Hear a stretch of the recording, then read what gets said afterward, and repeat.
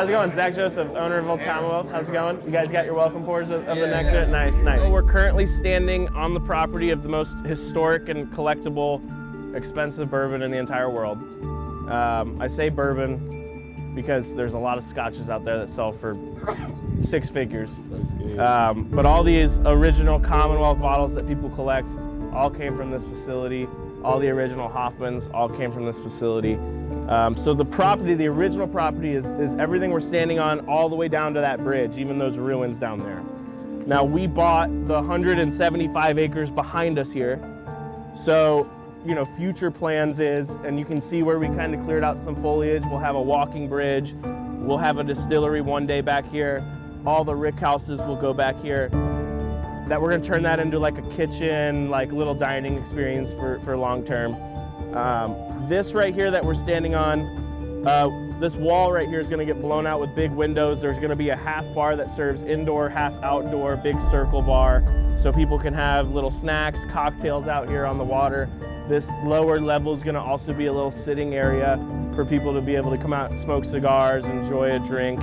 But that's where we're standing right now. So those ruins over there, if anybody knows the story of Gordon Hugh, his Pennsylvania barrels, all those barrels were stored there. That used to be a rick house that was torn down for parts back in the day. The future, we're gonna revive that into like a hedge maze, like a botanical garden walking experience type of thing. And then if you can see, there used to be a bridge right here. There's old pillars that were taken down. So that used to be a bridge that had a rail cart, and back when it was the Hoffman distillery and they were actually distilling things on the property, all the stillage was put on that rail cart because this used to be a cattle farm. So they would send it to the neighbors on the rail cart and they would feed all the cattle back there. But we'll go ahead and walk inside. What I'm gonna do is try to walk you guys through. You're gonna feel like we're going all over the place and seeing the same kind of walking circle, but I wanna walk you through what the actual customers will walk through in terms of like the tour flow. So you get an idea of what that feels like. And then we'll end up back in the main retail section where the charcuterie boards is, and we'll start doing the pours.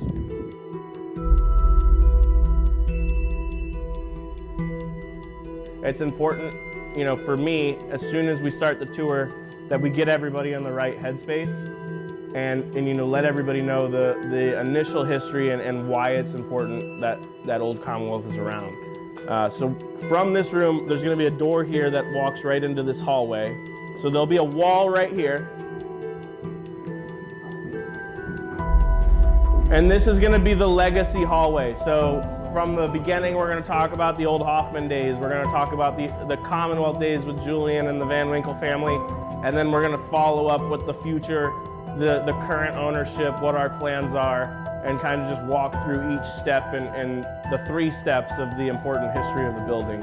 And then there's gonna be a door here, which takes everybody around to the nectar room.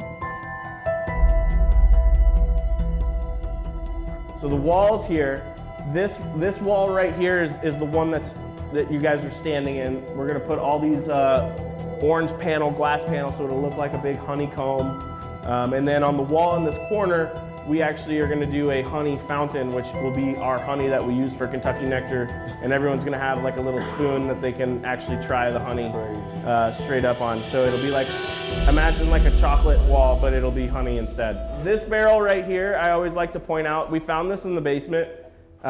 We had Julian actually walk us through the place when we first bought the property. If anybody remembers the story, back in the day, Julian won like a 98, 99 point rating on a certain barrel. That is this barrel. And he said it was Old Boone back in the day. A lot of people thought it was Stitzel-Weller. It was actually Old Boone. And that is that barrel. So we'll put that on display and keep it, you know, somewhere cool and have a cool little museum space for it. The story of that brand, a lot of those were being sold in Japan at the time in a department store in Tokyo. There was a department store across the street, A Church. They were selling A Church. The department store across the street calls Gordon Hugh and they're like, hey, we love your 16-year product so much. We want to sell it as well, but put it in a different brand, because they understood the value of, you know, supply, demand, scarcity, collectability in their culture. So they sent Gordon Hugh this old book of old shut down American whiskey labels. And they said, we don't give a shit which one you pick, just pick one of them and put the same whiskey in it and we'll sell it. So he picks Colonel Randolph. So A.H. Hirsch, Colonel Randolph is being sold across the street from each other, literally the same whiskey in 2 different brands. We're reviving another brand with Gordon Hugh, and when we do that, and those are dropping, this room will look like 2 Tokyo department stores, and one will have one will have the other, and people get to go to both sides. So this will flip and change seasonally, and that way if you come here in the fall and you come here in the summer, you know, you'll have a reason to come back to the VIP tasting room. This is also the room where we haven't knocked down the price points for this, and depending on if we can find duplicates of the originals, you'll be able to taste and do samplings of the original bottles as well in that room.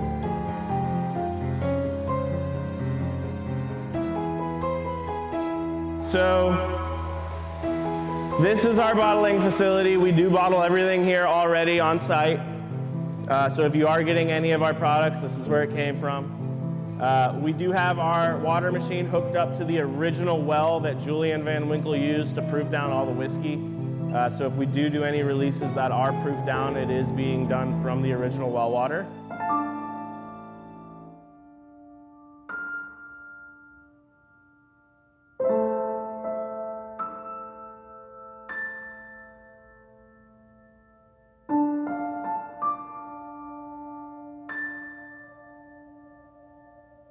So this will all be one big room. We're gonna have a bunch of little stations around this pole here. And there's a few things to note. So on this wall right here, we have collected probably the largest amount of original bottles from Old Commonwealth or Old Hoffman, this side of the Mississippi. We are gonna bring our collection here for everyone to see the originals. And then on this wall, you're gonna have a bookshelf, and everyone's gonna get a book, and it's a smuggler's Bible. So when you open it up, it's gonna have 3 little vials, which are the next 3 tastings, and a little Glencairn, and you get to keep the Bible. So it'll be a lot of fun. But this room right here, we're gonna really sit down and educate the people about the historic brands, why they're historic, why they're collectible, why they sell for so much money. And then we're gonna do a little class on how to spot counterfeits when you're collecting. So we wanna make sure that if you're getting into collecting, that you know what to look for. And then the fun game at the end is 10 to 15 bottles in the collection will be counterfeit, and you have to figure out which ones those are. And we'll have a really cool prize for anybody that actually gets all like 10 or 15 correct. But we wanna really educate people. And the reason you're not coming here to learn how whiskey's made. You can go to 30 other distilleries within 30 minutes, and everyone can stick your finger in the fermentation tank and you know hear the whole grain to barrel process. We're really going to harp on why this history is important, the collectability of these bottles, why they sell for so much, and we want to talk about, if you do want to get into collecting, what you should be looking for and how to protect yourself a little bit. From here, there'll be some stairs that then go into the tasting rooms, which what we'll have for tasting is Old Hoffman, which is different from the one that you guys picked, and I'll talk about that here in a second, which is going to be our more batched, on-shelf product. Obviously, you already had the Kentucky Nectar as we walk through. We're going to be introducing Red Top Rye, which is another badass brand that we're bringing back. And then back in the day, Old Hoffman Distillery was actually making torpedo fuel for World War II. So the very last thing that you're going to taste is a cocktail that will be called torpedo fuel, which if anybody's been to Neat, he doesn't work at Neat anymore, but he used to be the bartender there, Dante. We're going to hire Dante to do, I argue he's the best mixologist in the state of Kentucky, just doing stuff that I've never seen before. He's going to custom make what torpedo fuel is for us. So that'll be the last thing that you get on the way out, and then it'll lead you back into the gift shop, which we'll head back that way. The pour that we are walking around with is the fresh sample pool of the Kentucky Nectar BBR pick. It's like the honey rounded everything, but didn't make everything sweeter, so it tastes like a wheated bourbon. Well, you should ask with no him cuts. when it was bottled, because the seasons are starting to affect okay. in there. Mm-hmm.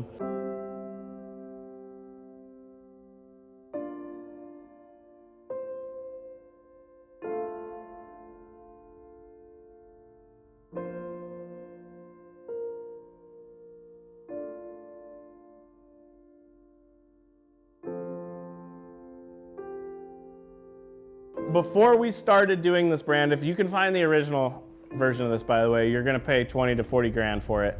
There was only one single barrel ever done in its existence back in the original days of Old Commonwealth. It was a single barrel that was done, one for a guy named Gordon Jackson. D.H. Cromwell stands for Dirty Helen Cromwell. She owned like a brothel and a bar that was in Milwaukee. That bar only served scotch and old fits back in the day. If anybody got our email this morning, there's a fun little story about how she knew the Van Winkle family, how she actually traveled here in a cab and made the Van Winkles actually pay the cab driver. And then the cab driver hung out with them all weekend long. If you went into a bar and you ordered anything other than scotch or bourbon, she would start cussing you out. So when Gordon Jackson won the singular, he was enamored with her history and decided to create this label design, that slant, and name it after her in her honor.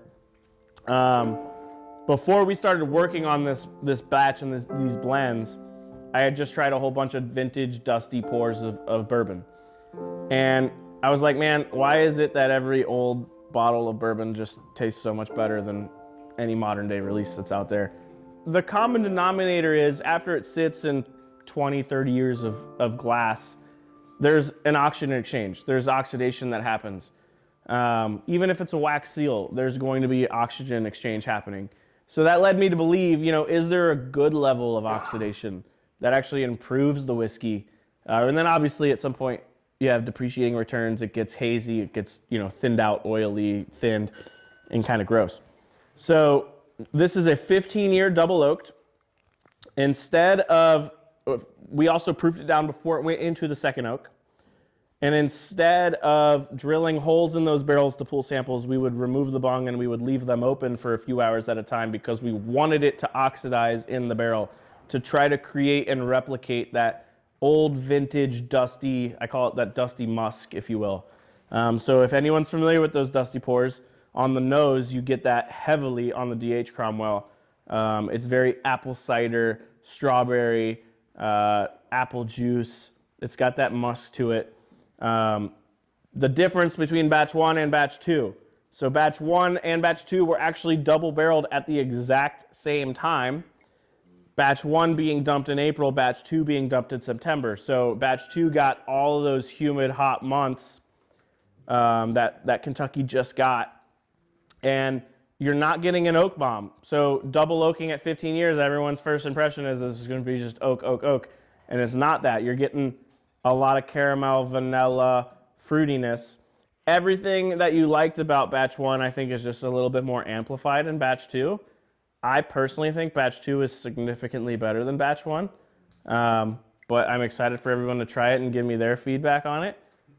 You guys are getting it. It actually releases Thursday on the 23rd on our website. If anyone's ever tried to get any of our stuff, you know that it will be gone in seconds. However, you guys are getting the first sneak peek of it, so congrats. Yeah, cheers.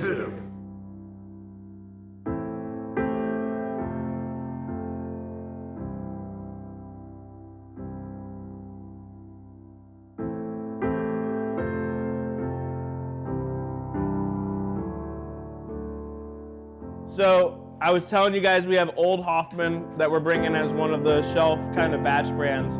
We have 2 versions of that. So there's going to be the batch that's going to be lower proof, something that when you come into the gift shop, I got to have something for people to actually buy when they come here. I can't be sold out everything.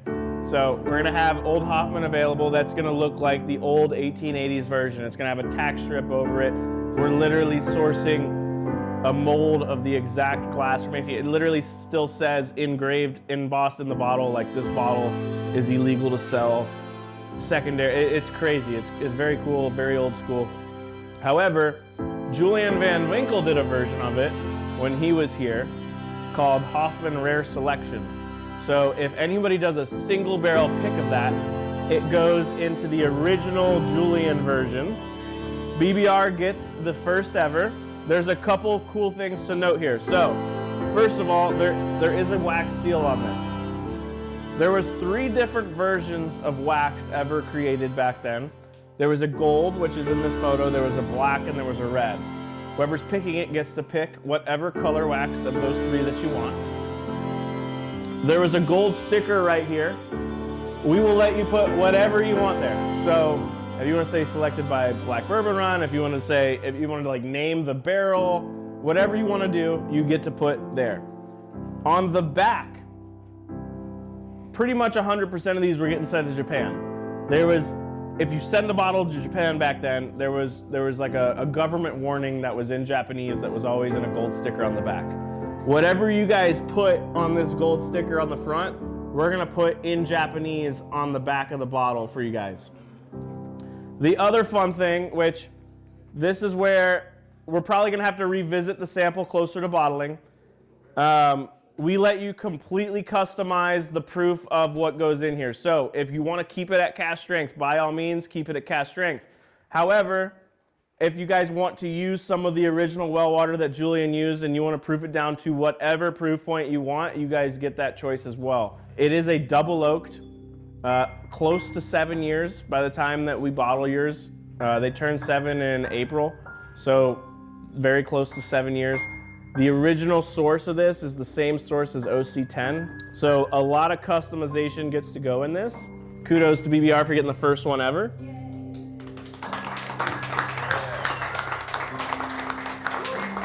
There's some photos in that windowsill, and that'll blow you away because that is A, him walking us through the property, but B, you'll see photos of when we bought this place and what it looked like before we started working on it. It was a disaster. Like sheet metal rusted everywhere, like graffiti, overgrown hedges.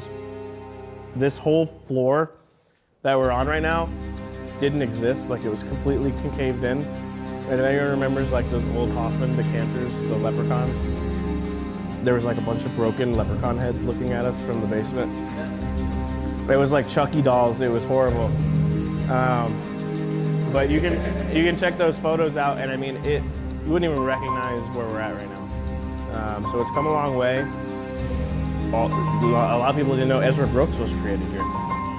Old Hoffman, Old Spring, Old Hoffman Esso Hackley Distillery was one of the first distilleries in the state, and I mean they were one of the few, pre-Prohibition that were running after Prohibition and doing a lot of stuff there, and just they were doing a whole bunch of private labels. I mean, hundreds of private labels that we still get people reach out to us from like Facebook, and they're like, I found this bottle, it says Hoffman Distillery, like, how much is this worth? And we're like, dude, we have never even seen this before. We don't know. Like,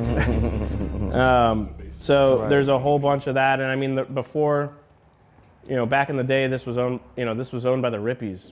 So if you talk to Jimmy Russell, like his cousins were running this while they were doing, starting Wild Turkey. So the history of this building is so deep rooted in the industry, and we're just glad to be able to talk about it and bring it, to people's attention. Thank Zach and Old Commonwealth team for bringing us out here. I know this is only the second time you've brought a group of people out here, so really do appreciate this, to see the vision that you guys have. Looking forward to having BBR 7 here so we can see what the reality looks like and taste some more Old Commonwealth products. Of course, we already got 2 BBR picks coming, and we look forward to having more. So, do we want to do like a group BBR photo out of the sign out absolutely, front? Absolutely. So let's do that. Let's give hands there to the team. Thank you guys. Thank you guys. Thank you.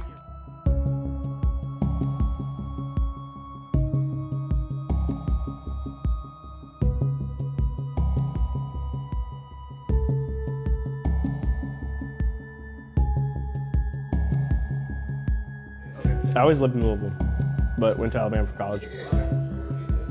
This was, in college, I was like, what could I buy in the cheapest and mass quantity? Like, I wasn't into fine bourbon back then. And when I would come home for winter summer break, I needed a job. And this is when Peerless had just opened, and they just needed tour guides. So I was like, that sounds better than working at a retail job. Like, I'll apply.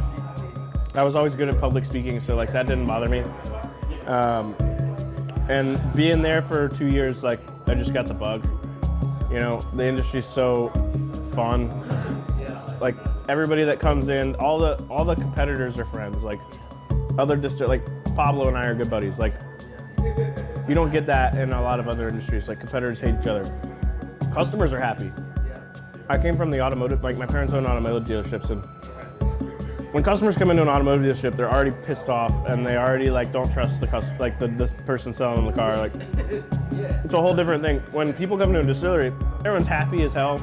Like, they're about to drink, like they're about to have a good time. Like it's a good energy. So I got addicted to like the whole energy of it. And if you've ever been to Peerless, they've got like a very behind the scenes type of tour. So it wasn't like me doing a tour on like the surface level for like I was like literally like, here's where everything happened. Like I've been there to John. yeah. So I know John. John worked there probably the last like 3-4 months when I was going to do my other thing.